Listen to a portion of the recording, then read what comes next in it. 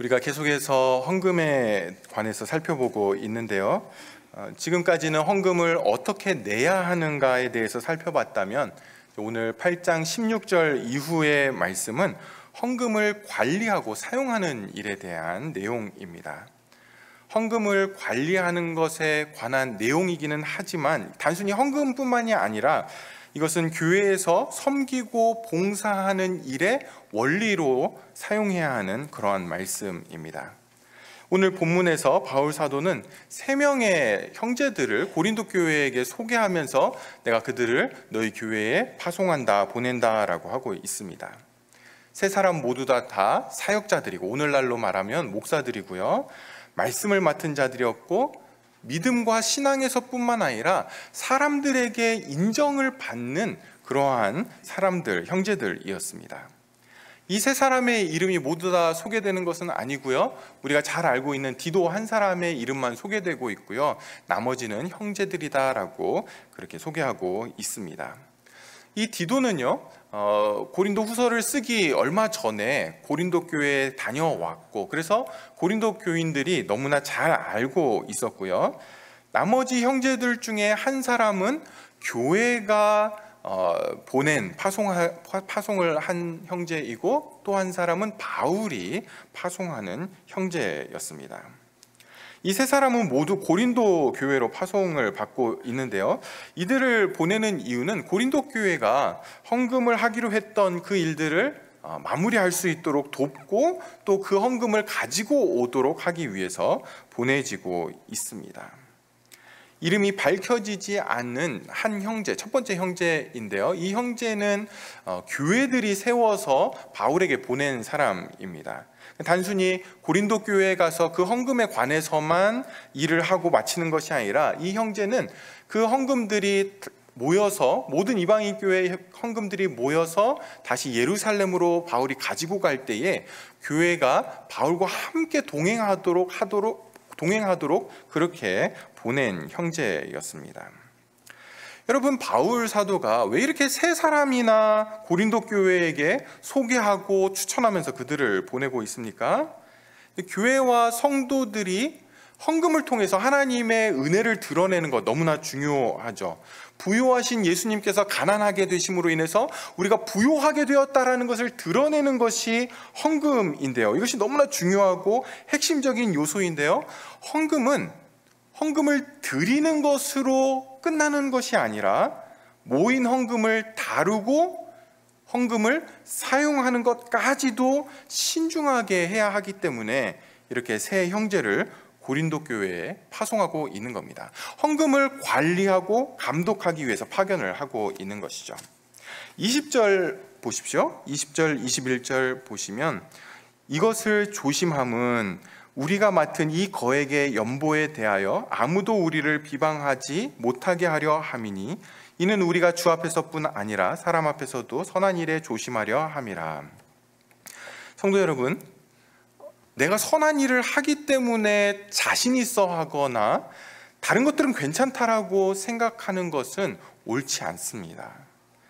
교회와 하나님의 일은요, 목적과 내용이 선한 것으로 끝나는 것이 아니라 방법까지도 선해야 하고요, 결과까지도 선한 결과를 이루어내도록 조심해야 됩니다.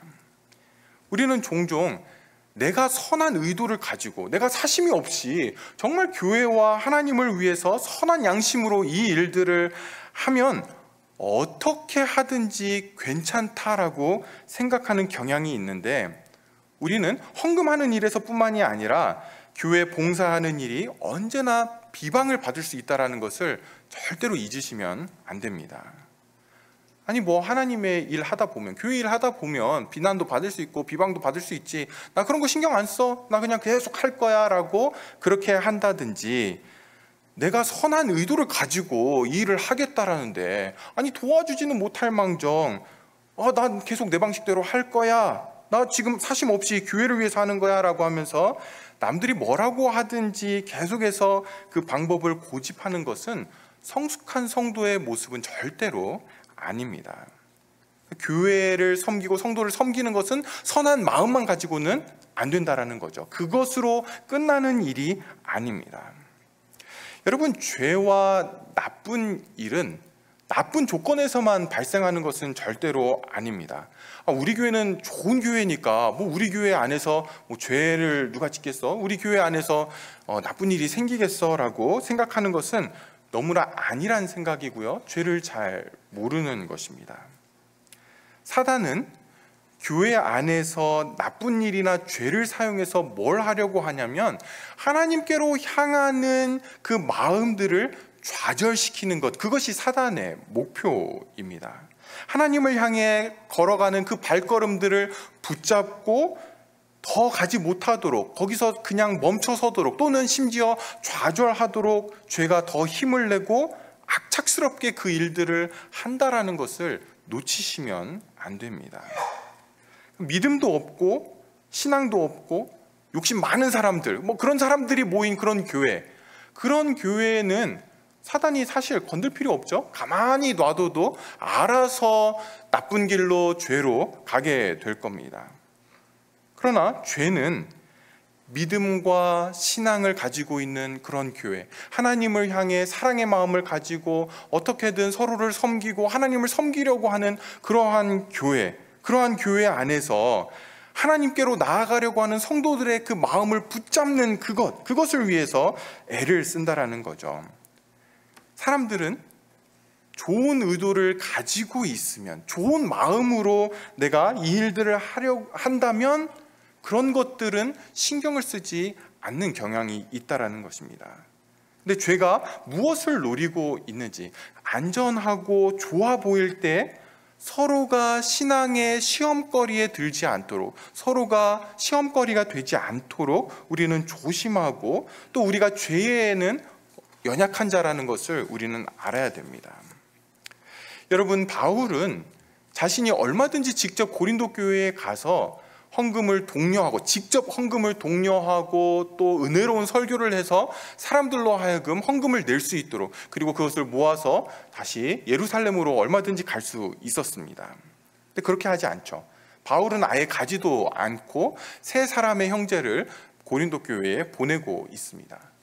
또 그것이 모아졌을 때에 예루살렘 교회로 갈 때에도 혼자 그 모든 돈을 가지고 혼자 가는 것이 아니라, 나중에 사도행전에 보시면 7명의 형제들이 같이 동행하는 것을 볼 수 있습니다. 헌금이 바르게 예루살렘에 전달될 수 있도록 그렇게 하고 있는 거죠. 헌금을 내는 것뿐만 아니라 헌금을 관리하는 것, 사용하는 것, 그것에서 교회는 더더욱 조심을 해야 됩니다. 여러분, 헌금을 사용하는 데 있어서 성도들이 시험에 드는 경우는 헌금을 관리하는, 또는 헌금을 사용하는 사람들이 좀 믿음직스럽지 않을 때, 신용이 없을 때 시험을 받게 되는데요, 그로 인해서 성도들은 하나님께 헌신하고자 하는 마음들이 다치게 됩니다. 내가 낸 헌금이 바르게 사용되고 있을까? 내가 이렇게 이번에 정말 마음과 뜻을 모아서 헌금을 했는데 정말 하나님의 뜻대로 이 헌금이 사용되고 있을까? 이런 것들에 의심이 생길 때 우리는 헌금하기를 주저하게 되죠. 바울은 그걸 예방하기 위해서 3명의 형제들을 고린도 교회에 보내고 있는 겁니다.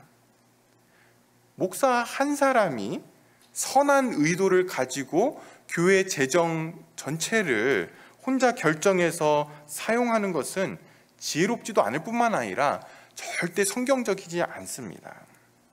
물론 바울 사도가 혼자 가서 고린도 교회에서 헌금을 받아서 예루살렘 교회로 간다고 해도 절대로 헌금을 도용하거나 개인적인 목적을 위해서 쓰지 않을 것입니다. 하지만 사도는 자기 혼자의 양심이 아니라 지금 교회 전체를 지금 바라보면서 이 일들을 진행하고 있는 거죠. 어느 누구도 이 일로 인해서 시험에 들거나 유혹에 빠지지 않도록 제도적으로 이 일들을 진행을 하고 있는 겁니다. 그러면서 이것을 교회 안에 보여주면서 이것이 교회 안에 하나의 원리로 세울 수 있도록 그렇게 하고 있는 거죠. 단지 헌금의 문제뿐만이 아니라 교회의 의사를 결정하는 것도 마찬가지입니다.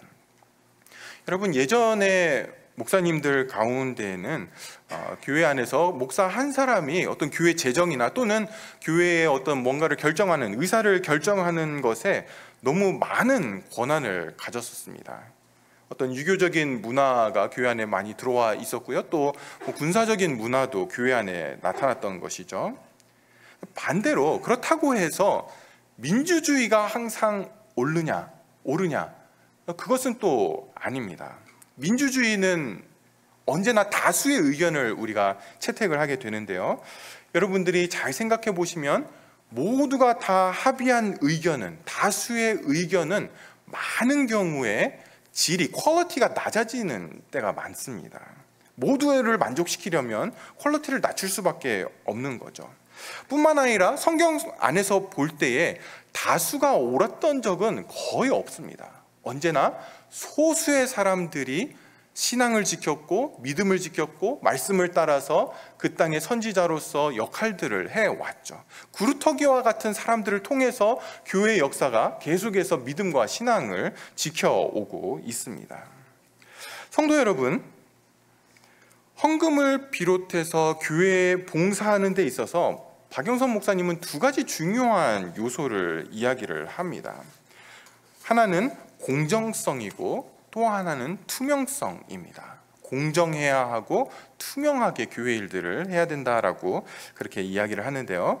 여러분, 헌금을 사용하는 데 있어서 공정해야 됩니다. 누구든지 교회 안에서 교회의 헌금을 사용할 때는 공정해야 되죠. 공정하다라는 것, 공평하고 옳게 사용하는 거죠. just and fair하게 이 헌금을 사용을 해야 되는데, 교회 안에서는 어떤 경우에는 목사 한 사람이 교회 다수의 의견보다 옳을 때가 있습니다. 분명히 그런 때가 있죠. 그런데 그때 목사 혼자 결정해서 이게 옳기 때문에 교회 재정을 여기다가 사용해야 됩니다라고 결정하는 것은 공정한 게 아닙니다. 오히려 독단적인 거죠.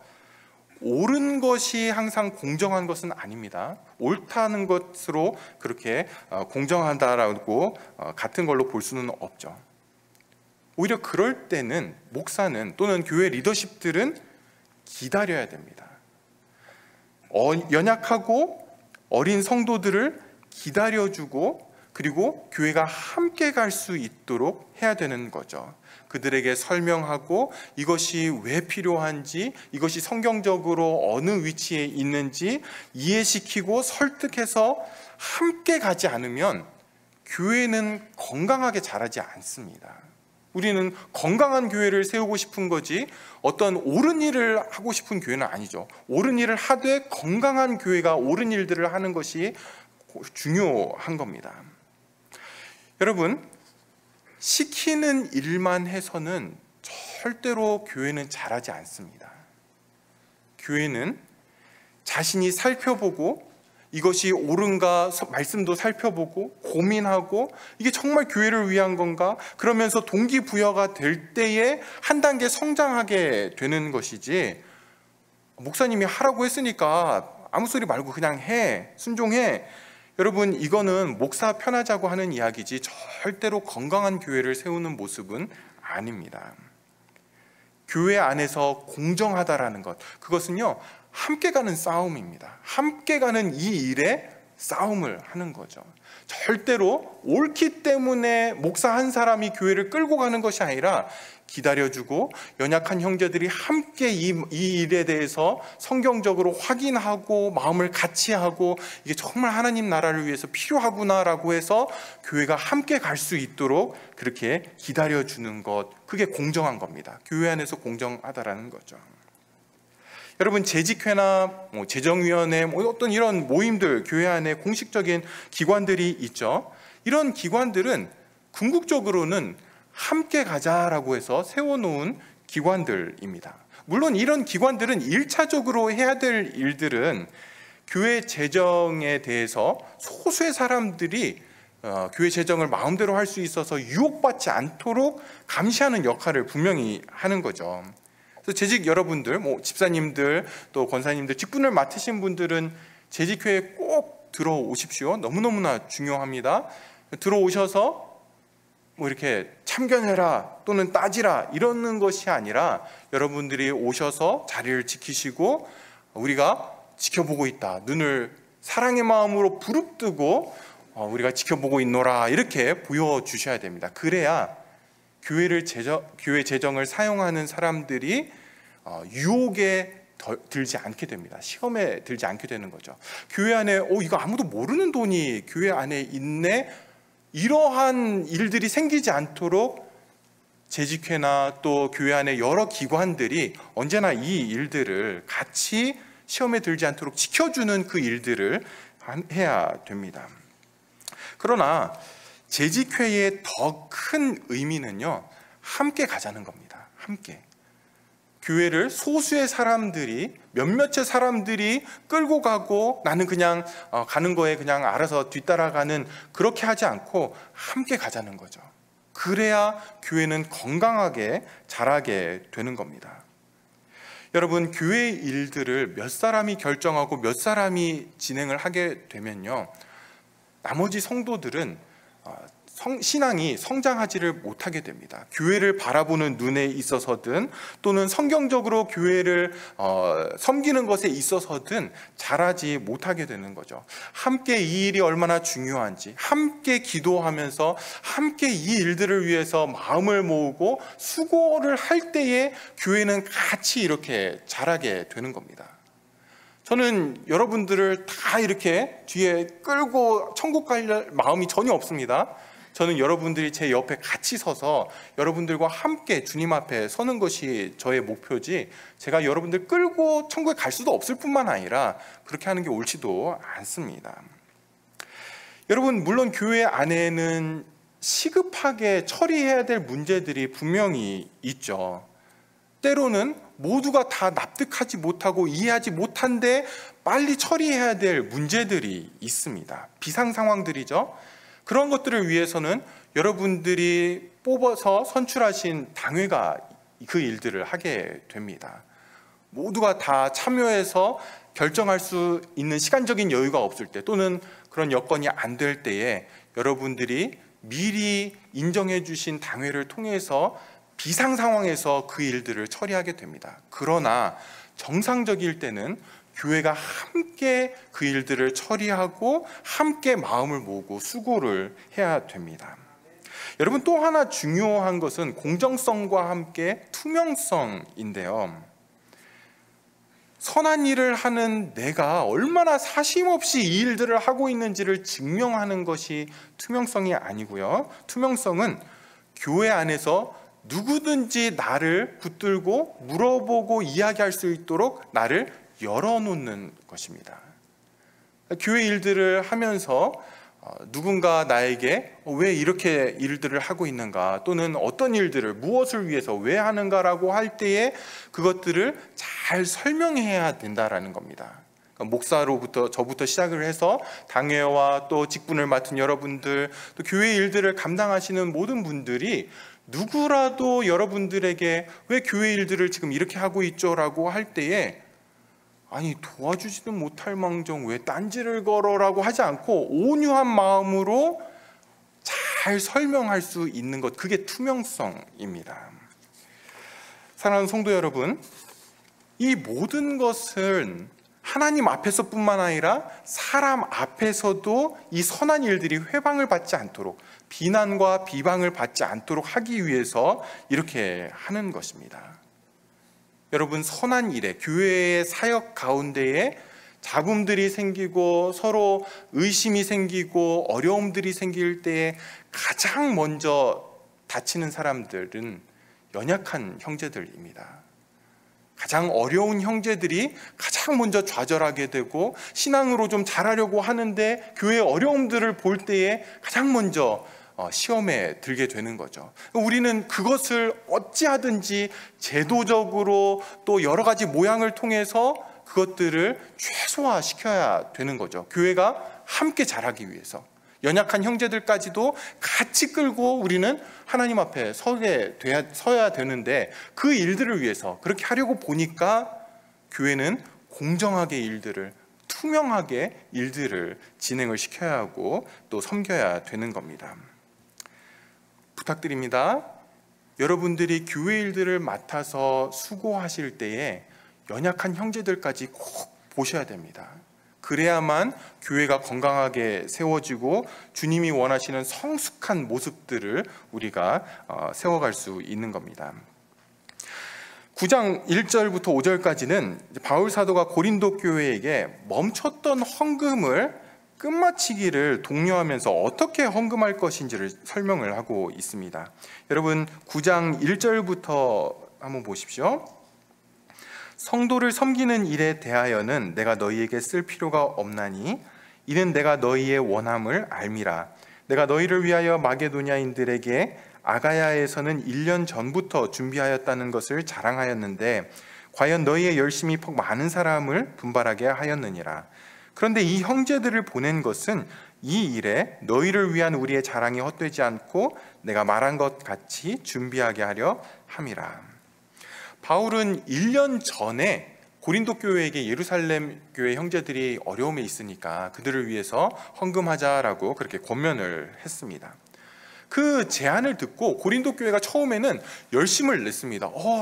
그렇게 어려움 가운데 있는 우리의 어머니 교회와 같은 예루살렘 교회가 그렇게 어려운 형편에 있다고 하니까 서로 도와주자 하면서 헌금이 시작이 됐습니다.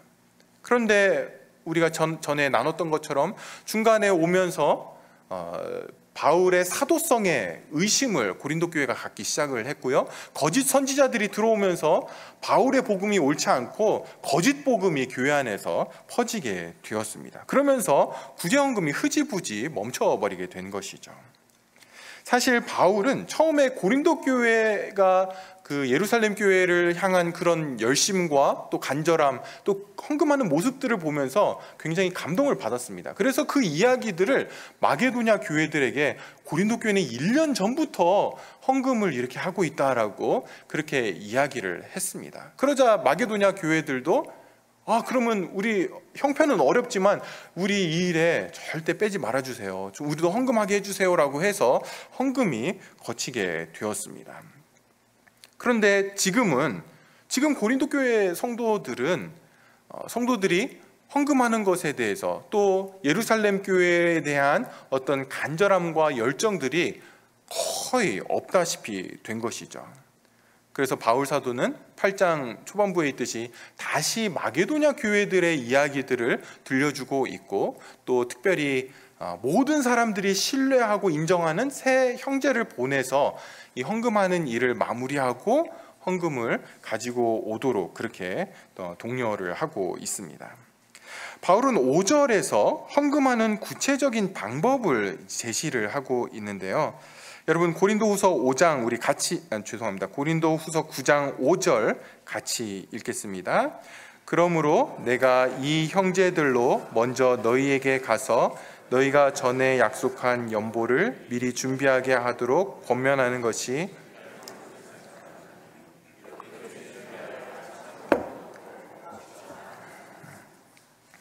여러분 바울은 바르게 헌금하는 방법을 가르쳐 주면서 내가 갔을 때에 내가 예배를 인도할 때에 급하게 헌금해야 되겠다 이렇게 하지 말고 미리 준비해서 헌금을 하도록 그렇게 가르치고 있습니다.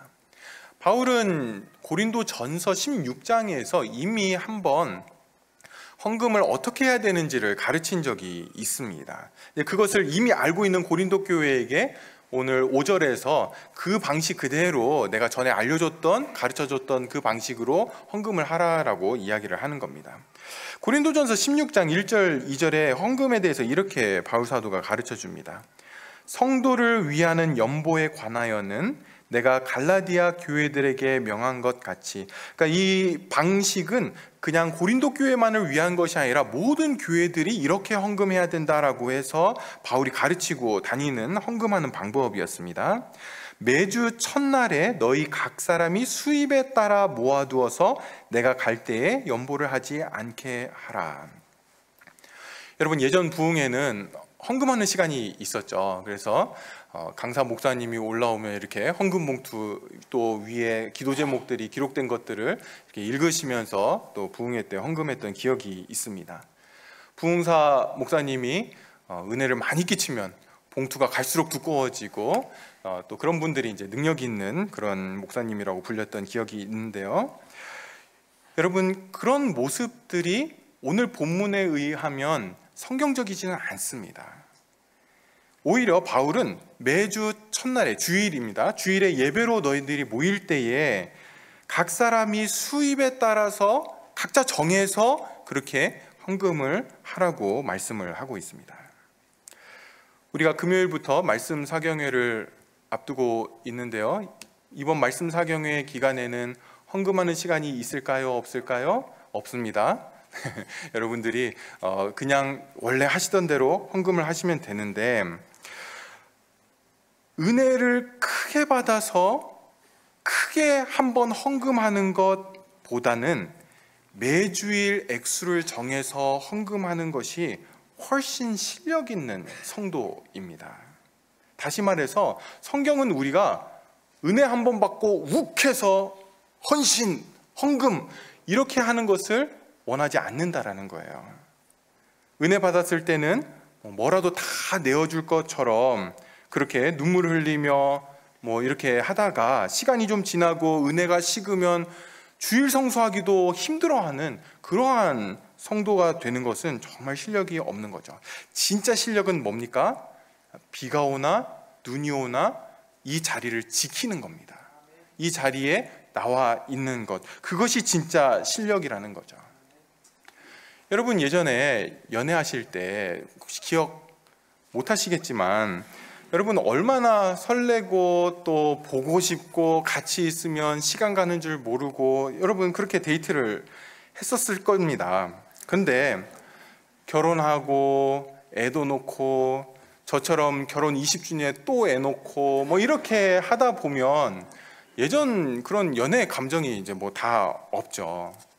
아직도 아내를 보고 남편을 보고 막 가슴이 설레고 가슴이 두근두근 뛰시는 분들 계신가요? 심장병 의사 꼭 만나셔야 됩니다. 그거는 문제에 있는 건데요.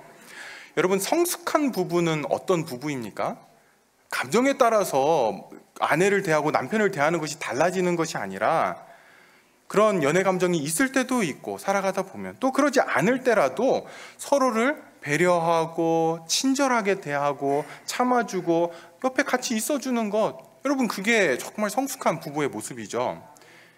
한 분 그렇게 하시는 것 같은데, 여러분 우리가 예배 드릴 때에 항상 뜨겁고 항상 감격이 있고 항상 성령이 충만하면 너무 좋겠지만 실제 우리는 그렇지는 않습니다. 그리고 그렇지 않을 때가 더 많죠.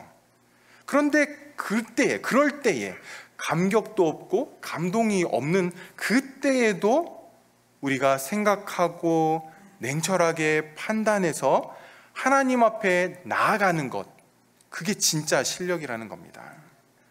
은혜 충만할 때는 누구라도 열심히 할 수 있지만 그렇지 않을 때라도 여전히 하나님을 하나님으로 대접해주는 사람들, 그 성도들이, 그것이 진짜 성숙한 성도들이고 실력이라는 거죠. 여러분, 바울은 지금 너희들 매주일 헌금해라 이런 이야기를 하는 것이 아니라 우리의 신앙이 우리의 인격에서나 우리의 신앙생활이나 삶의 어떤 영역에서든지 무슨 일이 있더라도 어떠한 감정 상태에 있다 하더라도 나는 하나님께 드려진 인생이라는 것이 보이도록 해라라는 것입니다. 그런 중요한 모습이 어떤 일이 있어도 형제를 돕는 것을 위해서 따로 구별해서 떼어놓는 모습이 바로 헌금이라는 거죠. 매주일 헌금이 그런 의미를 가지고 있는 것입니다. 여러분, 이것은 헌금에서뿐만 아니라 가정에서, 직장에서, 예배와 또 성도를 섬기고 교회를 섬기는 것에서 모든 영역에 있어서 동일합니다. 어떤 감정이든 어떤 상황이든 어떤 형편이든 하나님은 나의 하나님이시다라는 것을 인정하고 그것 그대로 지키고 그 자리를 지키는 것, 그것이 성숙한 성도입니다. 감동과 감격이 있든지 그렇지 않든지 어떤 일에 있었어도 우리는 하나님께 드려진 인생임을 기억하시고 성경이 가르치는 그런 장성한 분량에까지 자라가는 저와 여러분 되시기를 주님의 이름으로 축복하며 소원합니다. 이 시간 우리 같이 한번 기도하겠습니다. 들은 말씀 가지고 같이 기도하실 때에 우리가 교회 일들을 감당하고 또 교회를 섬길 때, 성도들을 섬길 때에 옳다라는 것 하나만이 아니라 연약한 형제들까지 바라보면서 섬길 수 있도록, 그렇게 교회를 바라보고 세워갈 수 있도록, 그런 교회 될 수 있도록 위해서 같이 기도해 주시고요. 또 우리의 헌금 또는 삶의 모든 영역에서 하나님은 하나님이십니다 라고 하는 그런 모습들이 드러나도록 들은 말씀 가지고 같이 한번 기도하겠습니다.